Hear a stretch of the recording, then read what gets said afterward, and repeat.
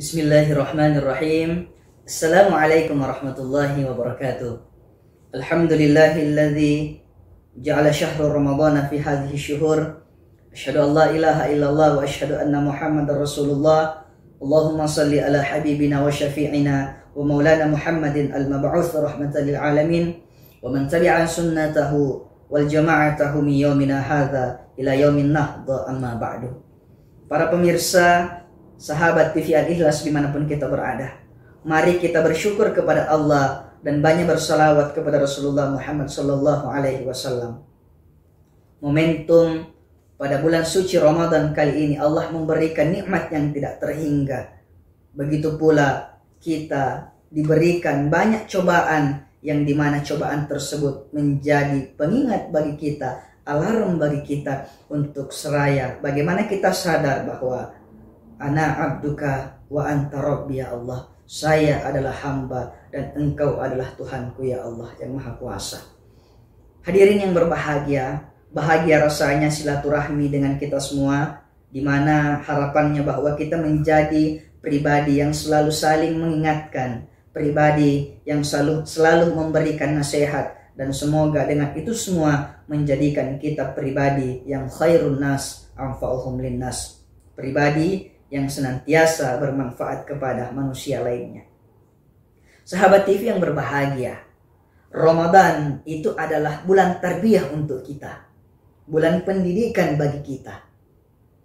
Bulan Ramadan mengajarkan kita untuk menjadi pribadi yang mampu menahan banyak hal. Puasa mengajarkan kita untuk menahan 3 hal minimal: menahan lapar, menahan haus, dan menahan berhubungan suami istri.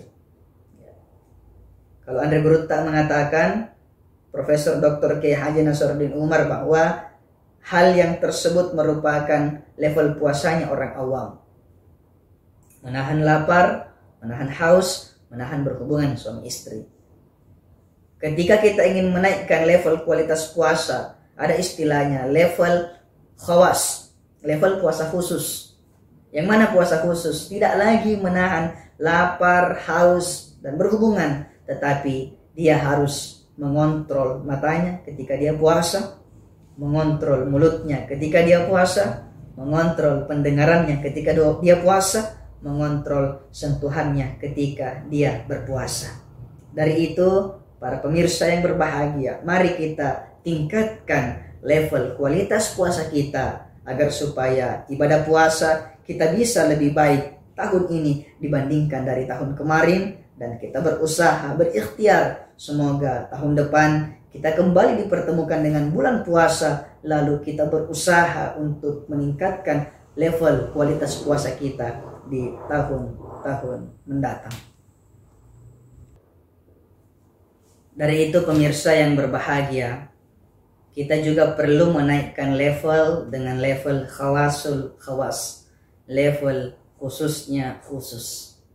Bagaimana kita berpuasa yang level khususnya khusus, bukan lagi fisik kita yang menjadi perhatian yang perlu kita tahan, akan tetapi perasaan kita, suasana batin kita, itu kita perlu tingkatkan, dan itu perlu kita kontrol serta kendalikan pada saat kita berpuasa. Semoga kualitas puasa kita menjadikan kita pribadi yang insya Allah mendapatkan gelar muttaqin, gelar orang-orang yang bertakwa. Pada momentum Ramadan ini, betul-betul kita berusaha mentarbiyah diri kita, mendidik diri kita. Banyak jalan dan banyak cara yang perlu kita tempuh untuk menjadi pribadi pembelajar di momentum Ramadan ini. Yakin dan percaya, hampir semua masjid yang ada di Indonesia itu menyelenggarakan sholat tarawih. Namun sebelum dia sholat tarawih, ada yang mendengarkan ceramah tentunya yang disampaikan dari banyak ustadz-ustadz atau para penceramah untuk meningkatkan kapasitas intelektual kita sebagai umat Islam yang menjalani tradisi di bulan suci Ramadan.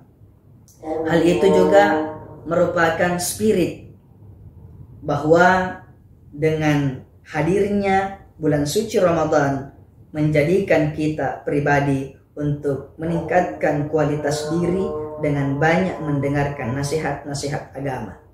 Di dalam hadis pun sering kita dengarkan, hadisnya sangat masyhur bahwa man qama ramadhana imanan wa ihtisaban ghufira lahu ma taqaddama min zambi. Siapa yang menghidupkan bulan suci Ramadannya, di siang harinya dia puasa dan di malam harinya dia tarawih, mendengarkan ceramah, melakukan banyak aktivitas, ngaji Al-Quran, tadabbur Al-Quran, maka insya Allah dengan penuh tekad yang kuat, pengharapan penuh kepada Allah, maka yakinlah dosa-dosanya yang lalu itu akan diampuni oleh Allah Subhanahu wa Ta'ala. Jadi alangkah berbahagianya kita dengan berusaha mentarbiyah diri kita, menikmati puasa kita di siang hari, menikmati tarawih kita di malam hari, maka insya Allah Allah akan jamin menghapus dosa-dosa kita yang telah lalu. Dari itu, para pemirsa dimanapun kita berada, mari kita tingkatkan kualitas keikhlasan kita dalam melaksanakan ibadah di bulan suci Ramadan ini.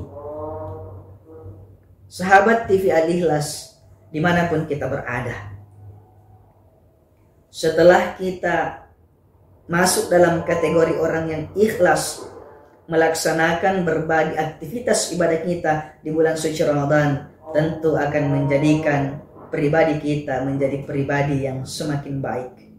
Dari itu, berusahalah secara maksimal, istiqomalah di jalan kebaikan untuk menuai hal-hal yang bermanfaat di bulan suci Ramadan ini. Kita jangan lupa bahwa yang kita latih pada bulan suci Ramadan ini bukan hanya diri kita, tapi kita juga perlu melatih generasi kita. Kita perlu melatih anak-anak kita. Ajarkan anak-anak kita untuk berpuasa minimal mungkin setengah hari dulu. Ajarkan lagi anak-anak kita untuk rajin ibadah ke masjid. Bagaimana caranya? Ajak mereka datang ke masjid. Siapkan fasilitas anak-anak kita untuk datang ke masjid. Kemudian tatkala kita sudah menyiapkan fasilitas, ajak dia berada di sekitar kita. Berikan keteladanan, latih mereka, didik mereka untuk rindu dengan masjid. Kalau ada yang mengatakan bahwa saya tidak konsentrasi sholat di masjid karena banyak anak-anak yang berkeliaran dan ribut, itu wajar, itu ujian bagi kita. Kenapa itu menjadi ujian bagi kita? Karena memang anak kita adalah innama amwalakum wa auladukum fitnah. Sungguh hartamu dan anak-anakmu itu adalah fitnah. Fitnah di sini jangan diartikan fitnah dalam bahasa Indonesia, tapi fitnah artinya adalah ujian. Anak-anak kita ujian, harta kita ujian. Berbicara tentang ujian hanya dua hal yang perlu menjadi pegangan. Apakah kita gagal dari ujian tersebut ataukah kita lolos dari ujian tersebut. Kita latih anak kita datang ke masjid. Mereka bermain, tidak masalah mereka bermain. Yang salah ketika yang ribut dan yang bermain itu adalah ibu-ibu dan bapak-bapaknya. Tapi kalau anak-anak ribut, itu ujian dan cobaan bagi kita. Bagaimana kita mampu konsentrasi, kita mampu khusyuk, kita mampu untuk fokus beribadah. Karena kenapa? Pada saat kita khusyuk dan fokus beribadah, kita mampu melewati diri kita sebagai pribadi yang semakin meningkat kualitas ibadahnya, walaupun ada anak-anaknya yang ribut di dekatnya.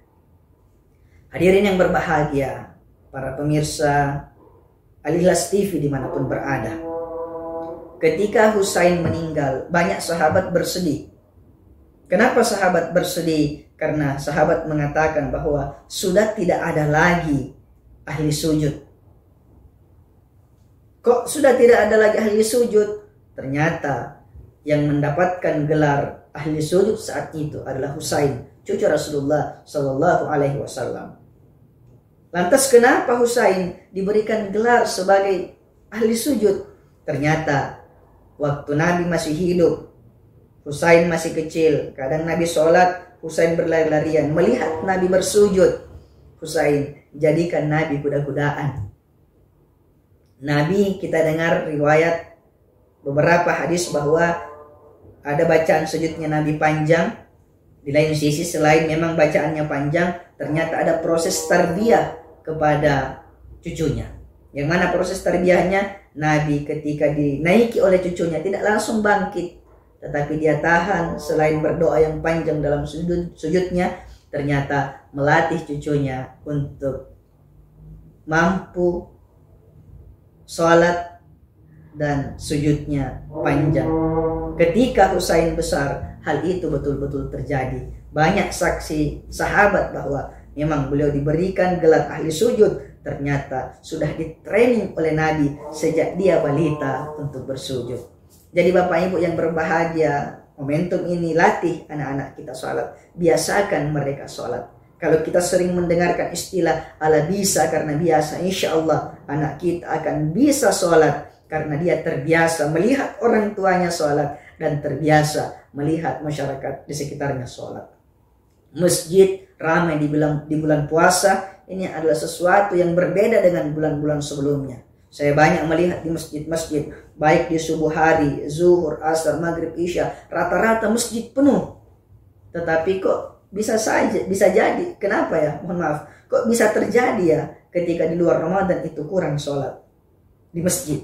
Berarti ini menunjukkan bahwa kesadaran kita dalam meningkatkan kualitas ibadah di bulan suci Ramadan ternyata kesadaran yang luar biasa, karena kita turut meramaikan masjid. Minimal kita datang memberikan support yang baik kepada para pengurus masjid, kepada tetangga-tetangga kita, bersatu untuk menghidupkan hari-hari dan malam-malam kita di bulan suci Ramadan. Ayo terus kita berusaha meningkatkan kualitas keimanan di dalam diri kita untuk menjadi Abdullah, masuk kepada Islam secara kafah. Hadirin yang dimuliakan Allah Subhanahu wa taala. Mari kita mencontoh puasanya ulat dan jangan contoh puasanya ular. Ya. Bagaimanakah ulat berpuasa?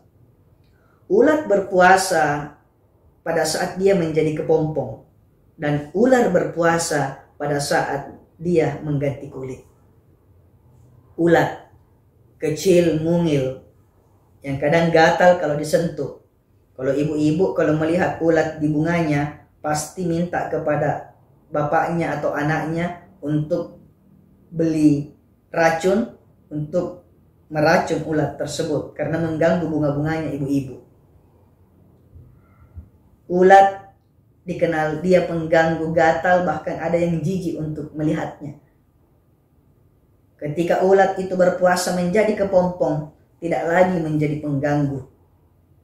Namun ketika kepompong berubah menjadi kupu-kupu, memberikan pancaran keindahan penciptaan Tuhan, dia menjadi sesuatu yang diminati, menjadi makhluk yang diminati. Ketika kupu-kupu tersebut hinggap di bunga yang memiliki nektar yang luar biasa, menghisap yang manis-manis dari bunga, mengambil yang baik-baik dari bunga, ketika dia berpindah dari bunga yang satu ke bunga yang lain, maka membantu bunga-bunga tersebut untuk berkembang biak.